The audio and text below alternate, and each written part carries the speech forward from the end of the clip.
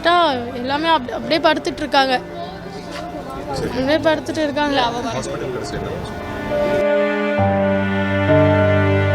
சென்னை மெரினாவில் நடைபெற்ற வான் சாகச நிகழ்ச்சியின் போது கூட்ட நெரிசலில் சிக்கி உயிரிழந்த தன் கணவரை யாரும் கண்டுகொள்ளவே இல்லை என அவரது இளம் மனைவி அளித்துள்ள பேட்டி அதிர்ச்சி அளித்துள்ளது. மயங்கி விழுந்தாங்கன்னே தெரியல. ஏன்னா அவங்க என்னை ட்ராப் பண்ணிட்டு போய் 22 hours ஆச்சு. 2 hours அப்புறம் தான் எனக்கு இன்ஃபர்மேஷனே கிடச்சி தான் அவங்க விழுந்திருக்காங்கன்னு.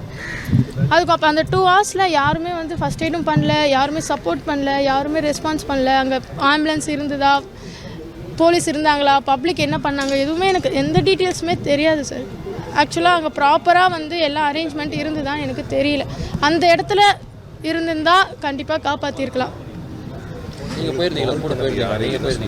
நான் கால் பண்ணிகிட்டே இருந்தேன். நான் 1 o'clock 1:20 கால் பண்ணிகிட்டே இருக்கேன். நாட் ரீச்சபிள் இல்லை, ரிங்கே போகல. இப்போ சடனாக ஒரு 3:20 3:15 யாரும் அட்டன் பண்ணி எனக்கு இன்ஃபார்ம் பண்ணாங்க. யாருன்னு கேட்டதுக்கு இந்த மாதிரி ஹஸ்பண்ட் சொன்னோன்னே விழுந்திருக்காங்க, மயங்கியிருக்காங்க, குடிச்சிருக்காங்களா அப்படின்னு கேட்டாங்க. நான் சொன்னேன் அவங்களுக்கு அந்த ஹேபிட்லாம் கிடையாது சார், அவங்களுக்கு என்ன ஆச்சுன்னு தெரியல, நீங்கள் ஃபஸ்ட் எய்ட் பண்ணுங்கள் சார், என்னென்னு பாருங்கள் சார் அப்படின்னு சொல்கிறேன். அவங்க இல்லை அவங்களுக்கு என்னன்னு தெரியல, நீங்கள் மயங்கி தான் விழுந்திருக்காங்க, நீங்கள் உடனே ஸ்பாட்க்கு வாங்க மட்டும்தான் சொன்னாங்க. அவங்கக்கிட்ட பேசிகிட்டே நான் வந்துட்டேன். ஸ்பாட்க்கு வந்துட்டா எல்லாமே அப்படியே படுத்துட்டு இருக்காங்க. ஹாஸ்பிட்டல்லேருந்து இன்னும் எதுவும் அவங்க டெட்னு ரிலேட்டிவ்ஸ் கிட்ட இன்ஃபார்ம் பண்ணிட்டாங்க. பட் என்ன ரீசன்ன்றது இன்னும் ரிப்போர்ட் வந்தது. என்னங்க சார்? இல்லை சார், நாங்கள் எல்லாருமே தான் சார் போனோம். இல்லை நாங்கள் வீட்டுக்கு கிளம்பும் போது அந்த பஸ் டிப்போவில் எங்களை வெயிட் பண்ண சொல்லிவிட்டு அவங்க பார்க்கிங்கில் போய் வண்டி எடுத்துகிட்டு வர போனாங்க.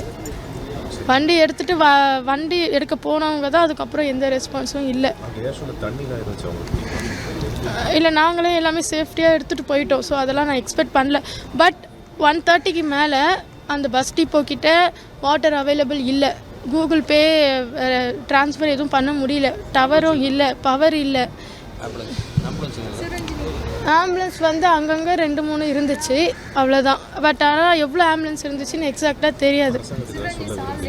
அவங்க 5 பேரும் வெறும் ஹீட் எக்ஸாஷன் தான் இறந்து போயிட்டாங்க அப்படின்ற மாதிரி சொல்கிறாங்க.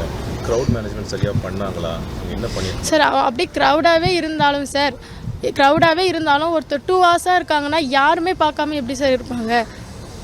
அங்கே இருக்க போலீஸ், அங்கே இருக்க கவர்மெண்ட்ஸ்லாம் நாங்கள் நம்பி தானே நாங்கள் ஒரு ஷோக்குன்னு ஃபேமிலியோடு வரோம். அப்போ அந்த 2 hours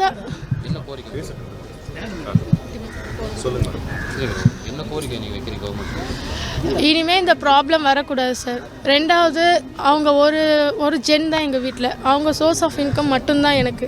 ஸோ இது எல்லாமே பேஸ் பண்ணி கவர்மெண்ட் என்ன பண்ணணுமோ அவங்க தான் டிசைட் பண்ணணும். செய்திகளை உள்ளது உள்ளபடி தெரிந்து கொள்ள ரெஃப்ளெக்ட் நியூஸை சப்ஸ்கிரைப் பண்ணுங்க.